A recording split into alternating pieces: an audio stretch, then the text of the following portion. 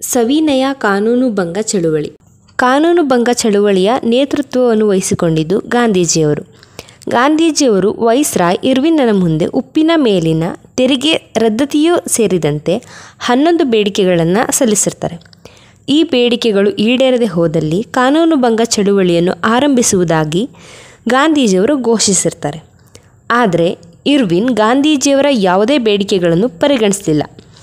ಇದರ ಪರಿಣಾಮವಾಗಿ ಗಾಂಧೀಜಿಯವರು 1930ರಲ್ಲಿ ಶಬರಮತಿ ಆಶ್ರಮದಿಂದ ಸೂರತ್ ಸಮೀಪದ ಸಮುದ್ರ ತೀರದ ದಂಡೆವರೆಗೆ ತಮ್ಮ ಅನುಯಾಯಿಗಳೊಂದಿಗೆ ಕಾಲ್ನಡಿಗೆಯಲ್ಲಿ ಹೊರಟು ದಂಡಿಯ ಕಡಲ ತೀರದಲ್ಲಿ ತಾವೇ ಉಪ್ಪು ತಯಾರಿಸುವ ಮೂಲಕ ಕಾನೂನುಭಂಗ ಚಳುವಳಿಯನ್ನು ಪ್ರಾರಂಭಿಸ್ತಾರೆ.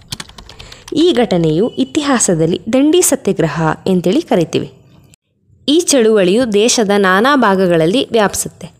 ಕರ್ನಾಟಕದ ಕಾಂಗ್ರೆಸ್ ಕೂಡ ಆರ್ ದಿವಾಕರ್, ಕೌಜಲಗಿ ಹನುಮಂತರಾಯರು, ಗಂಗಾಧರ ದೇಶಪಾಂಡೆ, ಹರ್ಡೀಕರ್ ಮಂಜಪ್ಪ ಮತ್ತು ಕಾರ್ನಾಡು ಸದಾಶಿವರಾಯರನ್ನೊಳಗೊಂಡ ಸತ್ಯಾಗ್ರಹ ಸಮಿತಿಯನ್ನು ರಚಿಸಿ ಕಾರವಾರ ಜಿಲ್ಲೆಯ ಅಂಕೋಲಾ ತಾಲೂಕಿನಲ್ಲಿ ಉಪ್ಪಿನ ಸತ್ಯಾಗ್ರಹವನ್ನು ಪ್ರಾರಂಭಿಸ್ತಾರೆ.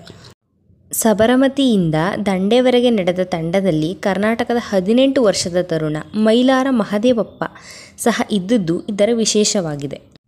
ಕಾನೂನುಭಂಗ ಚಳುವಳಿಯಲ್ಲಿ ಗಾಂಧೀಜಿಯವರೊಂದಿಗೆ ಭಾಗವಹಿಸಿದ್ದ ವಿಜಯಲಕ್ಷ್ಮಿ ಪಂಡಿತ್, ಕಮಲಾ ನೆಹರು, ವಲ್ಲಭಭಾಯ್ ಪಟೇಲ್, ರಾಜಗೋಪಾಲಾಚಾರಿ, ಬಾಬು ರಾಜೇಂದ್ರ ಪ್ರಸಾದ್ ಮೊದಲಾದವರನ್ನು ಒಳಗೊಂಡಂತೆ ಸಾವಿರಾರು ಜನರನ್ನು ಬ್ರಿಟಿಷರು ಬಂಧಿಸ್ತಾರೆ.